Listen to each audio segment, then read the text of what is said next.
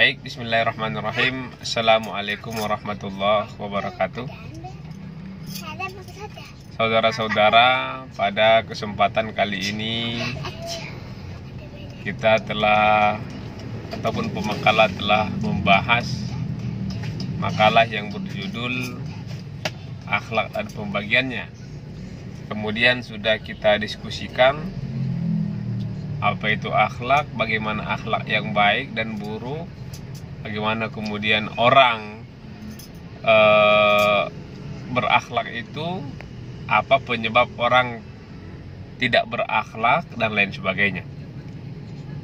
Tentu dari beberapa pertanyaan yang telah ada, yang telah disampaikan oleh saudara-saudara, pemakalah sudah memberikan penjelasan tentang akhlak itu sendiri seperti apa. Nah, apakah kemudian ketika orang tuanya tidak berakhlak, anaknya kemudian juga tidak berakhlak? Ini kan pertanyaan yang sangat mendasar. Nah, pada umumnya akhlak itu akan tercermin dari kebiasaan,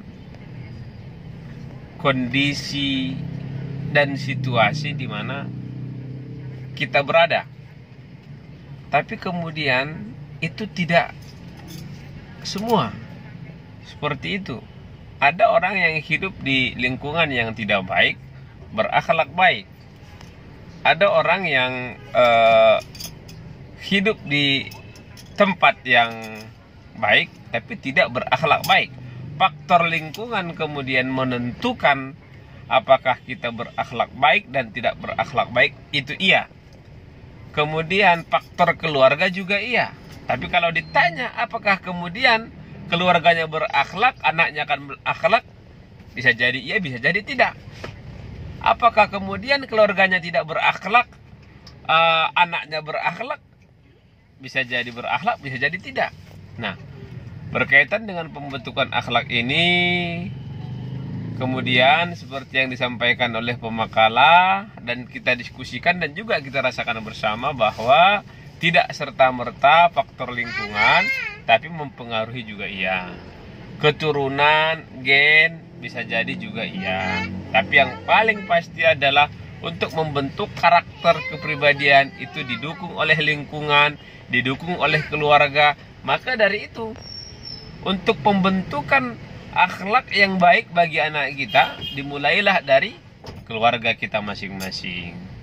Bagaimana kita bersikap baik terhadap anak-anak kita, mencontohkan sikap yang baik terhadap anak-anak kita, maka kemudian itulah yang akan diaplikasikan oleh anak kita dalam kehidupan sehari-harinya.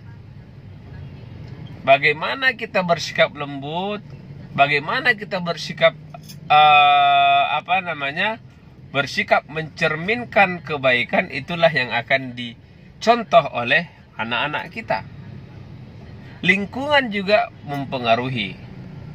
Bagaimana di lingkungan itu, lingkungan tidak baik, tentu akan berpengaruh terhadap anak.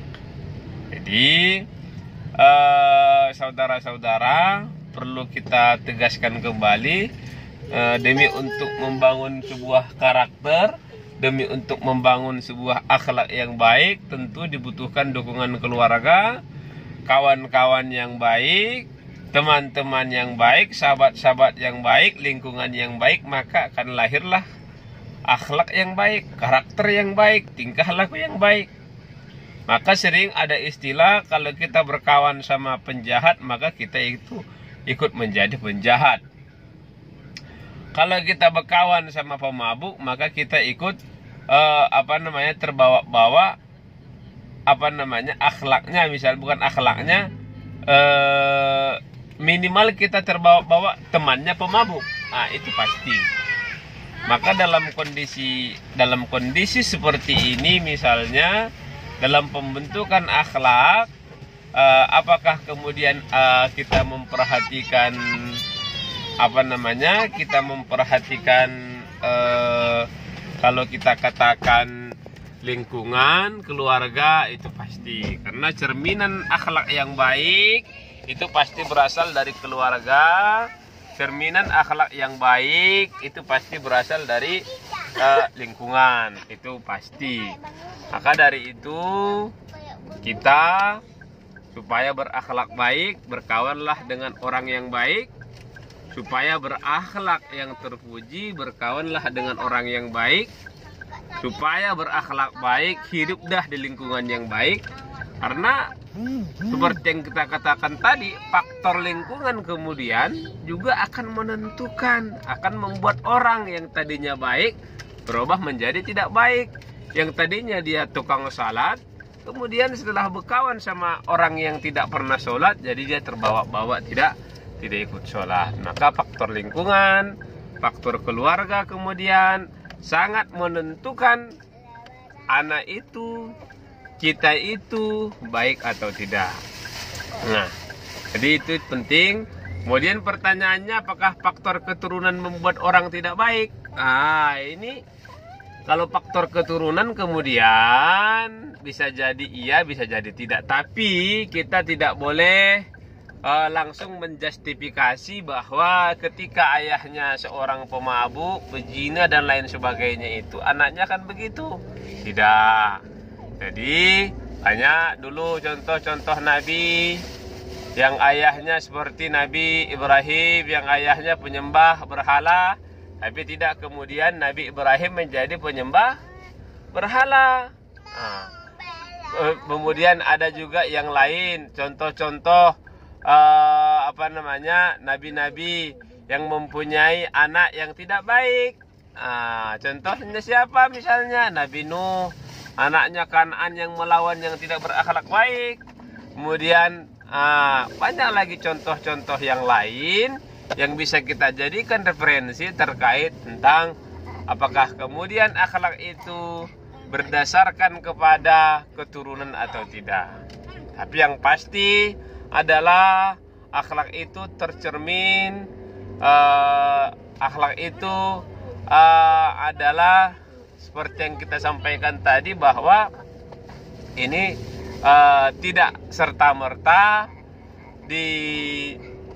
kemudian disebabkan oleh faktor keturunan, kemudian disebabkan oleh faktor faktor lingkungan, tapi banyak mempengaruhi ya.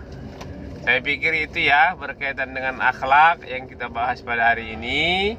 Tapi yang pasti saudara-saudara, cerminan akhlak yang baik itu tentu akan mempengaruhi bagaimana masa depan kita yang lebih baik. Saya pikir itu untuk referensi yang, karena ini pembahasannya saya pikir tidak terlalu terlalu sulit. Bisa kita lihat referensi yang lain yang berkaitan dengan akhlak. Kita banyak membaca, apalagi sekarang kita dengarkan ceramah-ceramah ustadz berkaitan dengan akhlak dan lain sebagainya. Untuk sementara itu mudah-mudahan bisa kita pahami. Ini sekedar saya memberikan pandangan tentang apa itu akhlak. Kemudian berkaitan dengan pertanyaan-pertanyaan tadi, bagaimana kemudian proses dan bagaimana yang terakhir juga ada pertanyaan ini teringat saya, bagaimana kemudian kita melihat anak-anak remaja yang kemudian terpapar kalau kita katakan terpapar dengan pergaulan bebas dan sebagainya. Bagaimana kita menghadapi ini? Apa yang kemudian harus kita lakukan? Apa yang kemudian harus kita perbuat supaya generasi bangsa kita ini, anak-anak kita, khususnya kita sebagai pendidik, mampu membawa mereka berakhlak yang baik, mengajarkan mereka tentang akhlak yang baik. Ini penting. Nah, apa yang harus kita lakukan? Tentu dengan pendekatan, maka di sekolah itu ada guru BP dan lain sebagainya. Guru BP di sekolah itu ada. Kemudian untuk ada kawan-kawan curhat dari anak-anak kita. ada kunjungan rumah yang harus kita lakukan, memastikan anak itu bagaimana, kemudian kita cari formula yang tepat, bagaimana menggugah akhlak anak itu supaya baik. Saya pikir itu ya, kunjungan-kunjungan ke rumah, pembentukan karakter akhlak itu perlu dilakukan untuk menghindari anak-anak yang dalam konteks itu ada pasti sebab akibat daripada itu ada. Itu yang harus dipelajari untuk kemudian membentuk karakter anak itu supaya kembali ke jalan yang benar, berakhlak yang baik. Assalamualaikum warahmatullahi wabarakatuh.